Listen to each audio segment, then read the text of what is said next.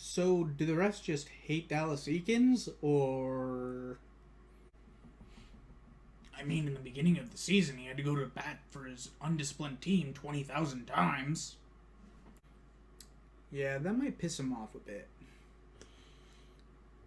Maybe next week we'll get our first regulation win. Yay!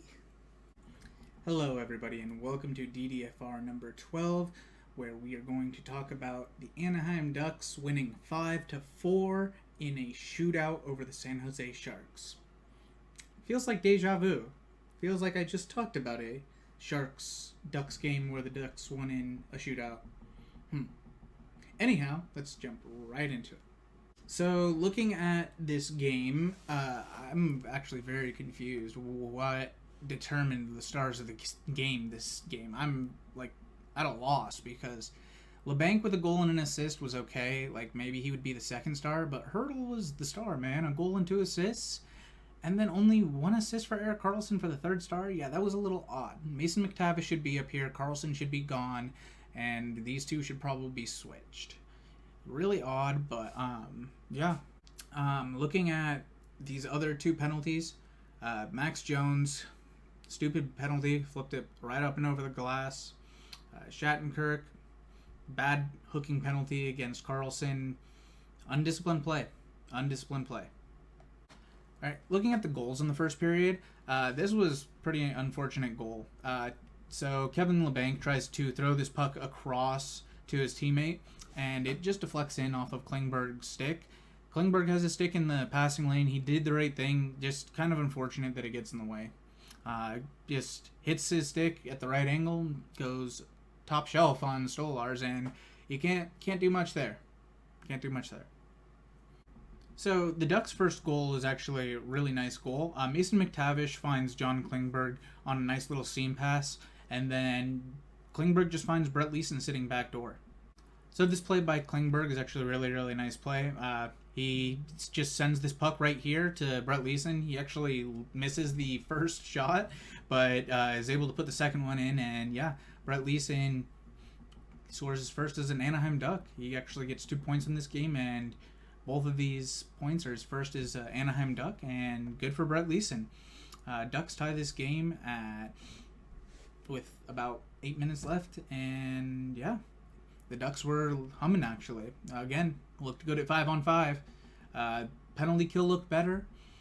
Wasn't great still, but it looked better. It was more aggressive, taking out the seam passes. They did a good job of standing up at the blue line. 5-on-5 though, the Ducks have been pretty good. So the Ducks' second goal was really, really nice pass by Zegras. Zegras now has 12 points in 12 games after this game, and yeah, he's looking real good on a team that does not look good around him. Brett Leeson actually intercepts a pass and is able to get this puck to Zegras. Zegras here, dude, look how open Max Comtois is. Max Comtois is wide open, and Zegras just nice little pass right into this area.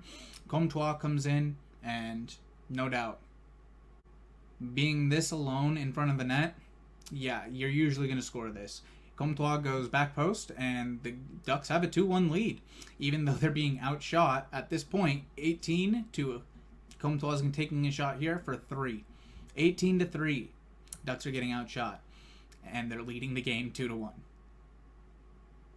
Looking at San Jose's second goal, this was just a great shot by Timo Meier. Timo Meier just absolute snipe.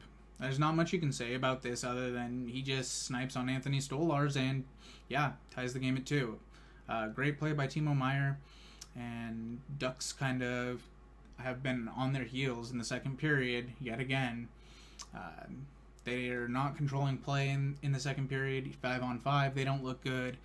Penalty kill, they don't look good. Everything. Just their second periods have been horrendous. Absolutely horrendous. And it continued in this game. So the second period was a weird period. Very weird period. So the puck kind of pops up in the air and lands on Vetrano's equipment. It slides down and sits where his shirt meets his pants. He doesn't realize this. The Sharks do. The Sharks just cross-check him, and they give Vetrano 2 minutes for closing his hand on the puck, which was fucking weird. Weird call. They were looking to give Anaheim any penalties at this point.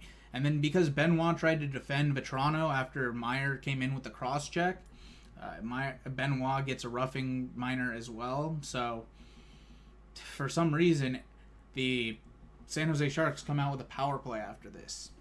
So, off of that penalty that the Ducks got from Benoit and the Toronto incident, they score a power play goal. And the Ducks challenge because Alexander Barabanov is changing, and as he's changing, the Sharks are entering the zone. This one was close. Like, his skates were off the ice by, like, that much, but they made the rationale that because his skates were off the ice by that much, he was attempting to get back into the bench. He was no longer in the play, so the play is onside. I think it was kind of BS. Honestly, I think it was kind of BS. No player had come on to replace him, and yeah, just because he was jumping does not mean he's off the ice. Like, technically, yeah, he's not on the ice. He's still in the field of play. If that puck is right next to him, he's in the field of play, and that would be offside, without a doubt. But yeah, I mean, even still, Ducks got caught flat-footed on their blue line and allowed a goal. They challenge this for offside, and they lose. This is 2 games in a row now where the Ducks have challenged a goal, and 2 games in a row now where I feel like they should have won the challenge, and they didn't. Yet again, all I have to say is do your job, refs, please. For the love of God, do your job. Be consistent, make the right calls. Ducks kill off that minor for delay of game when they lost the challenge, and yeah, we head into the third period with the Ducks trailing 3-2. All right, and looking at the Sharks' 4th goal, this came about halfway through the third period, and this kind of felt like a dagger in the back. This felt like this was it. Timo Meyer takes a shot, hits a bunch of people in front. Puck kind of just trickles out to Thomas Hertl. And Thomas Hertl, another snipe on Anthony Stolarz. Not much he can do on that. Nobody really knew where the puck was. And yeah, Thomas Hertl puts the Sharks ahead by 2. The score is now 4-2. And then Anaheim does something that I don't think anybody was expecting. Mason McTavish takes a pretty dumb penalty and trips Nick Bonino. Little did we know, Ducks' penalty kill was going to flip the switch. So as the McTavish penalty was dying in its final few seconds, Kulikov flips the puck out of the zone, and McTavish gets a breakaway out of this. McTavish does a little forehand, tucks it right in between James Reimer's pads, and yeah, great 5-hole goal breakaway. Gives the Ducks life with 4:02 left in the game. The Ducks pull the goalie, and yeah, they tie the game. They miraculously tie the game. Trevor Zegras finds Troy Terry. Troy Terry just skating behind the net, kind of throws this puck out front, hits the goalie's stick, and just kind of sits in the crease. Adam Henrique just literally just kind of like whacks at it, and it goes right in between Reimer's pads, and Adam Henrique ties this game with 1:28 left. Wow. Yeah, this was fantastic play by Adam Henrique. The pulled goalie, I don't think anybody was expecting the Ducks to come back and tie this, but here we are, tied 4-4 at the end of regulation. All right, going into overtime, Ducks controlled play for most of overtime. It was only at the end that the Sharks really got some good chances. The Ducks were looking real good. Terry had 2 really good opportunities. Fowler had a really good opportunity. And then pretty much from there, it was the Sharks, and they had about 1 or 2 opportunities, and nothing really went. And so we go to a shootout for the second time in as many games as they've played against the Sharks. All right, first round of the shootout, Logan Couture comes down and the puck just kind of rolls off of his stick. It's really unfortunate. It is what it is. Ducks will take it. Trevor Zegras is the next shooter. Trevor Zegras absolutely undresses James Reimer. He goes forehand, backhand, forehand, backhand, forehand, backhand, and then just switches to his backhand and goes right up and over him. Yeah, there's not a whole lot that Reimer could do on that. Like, it's slow coming in, and just once Reimer bites on a move, Zegras goes the opposite way. Kevin LeBanc comes in and just absolutely fires it by Stolars. Stolars wasn't expecting that hard of a shot, I'm pretty sure. I think he was expecting a move from LeBanc, and LeBanc just kind of snipes. It was a really good goal. Terry comes in, tries to go right in between the pads, go 5-hole on James Reimer. Reimer was not having it. Puts his right pad down, stops it. Nick Bonino, looking like Nick Bonino when he was in Anaheim, going forehand, backhand, forehand, backhand, forehand, up and over Stolars. Beautiful goal by Nick Bonino. And then it's on Mason McTavish to tie this game. McTavish comes in, and he just does a little push play. He basically has it on his backhand and is switching between forehand, backhand, and then he keeps it on his backhand. Looks like he's going to shoot backhand, pulls it to his forehand really quick, and just goes far post. Good play by McTavish, ties it. And then we have Erik Karlsson.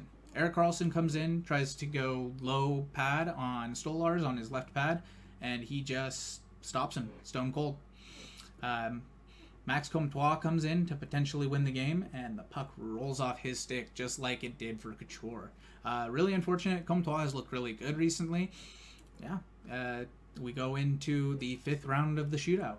In the 5th round, Timo Meier comes in, and I think Stolars gets a little piece of this with his blocker, but it goes high, and yeah, Adam Henrique has the game on his stick. Adam Henrique comes in, looking like he's going to go forehand, backhand, forehand, backhand, forehand, backhand.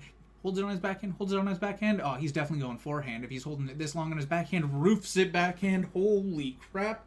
Beautiful goal by Adam Henrique. Wins the game. Tied the game. Wins the game. Good job, Adam Henrique. Well done. Ducks win 5-4 in a shootout. Ducks once again getting heavily outshot, 52-25. They did not look great this game. Their defense is horrible. They were getting out-hit by a margin of 10. That was not great either. They lost 7 more face-offs than the Sharks won, and they had 10 more penalty minutes. A full 10 more penalty minutes than the San Jose Sharks. In all fairness, refs were kind of on the Sharks' side on this one. I mean, Troy Terry literally got punched in the face, and nothing was called. Punched in the face in front of one of the refs. Nothing was called. Yeah, I don't know how much money the Sharks paid the officials, but holy God. I don't know how bad the officials hate Dallas Eakins, but please, like, the players are suffering, man. You can't allow someone to get punched in the face with no call. Another thing to note, Mason McTavish looked really good this game. He's looked better and better, especially as he's been playing center the past 3 games. His confidence has come in. 2 points this game. He had a point last game. McTavish is starting to break out, starting to get his footing in the league. All right, looking at the Ducks' next game, they play against the Florida Panthers in Anaheim today, actually, in under 4 hours from now. So yeah, the Ducks are gonna really face an opponent in this one. So, I mean, Panthers are only a game above 500, but they have not looked great. They have not looked great after the Matthew Tkachuk trade. Like, they've looked decent, but it should be way better than this. I thought they were going to be better. I think it's a huge loss that they lost Mackenzie Weegar. Looking at the save percentages, .897, .899. So I'm assuming this is John Gibson's game, considering it's a second half of a back-to-back. Gibson versus, my guess is, Bobrovsky, and this is going to be a tire burner. I really feel like it will be. I'll be surprised if the scoring is low, but yeah. Troy Terry, 16 points, 12 games. Zegras has 12 points in 12 games, 7 goals in that time. Yeah, the Ducks have just looked good offensively, but cannot figure out any defensive structure to save their lives. All right, so hopefully the DDFR for this upcoming game against the Florida Panthers will be on either tomorrow morning or it'll happen tonight. I might try and do it tonight depending on how late the game goes, but we will see. We will see, and the game is going to be on NHL Network for everybody. So everybody just tune into NHL Network, and you will be able to see the Panthers take on the Ducks at 6 p.m. Pacific Standard Time. Thank you so much for joining on this DDFR. I appreciate everybody who showed up. If you liked what you saw, hit that like button. If you really liked it, hit that subscribe button. Tell all your friends, and I'll see you in the next one.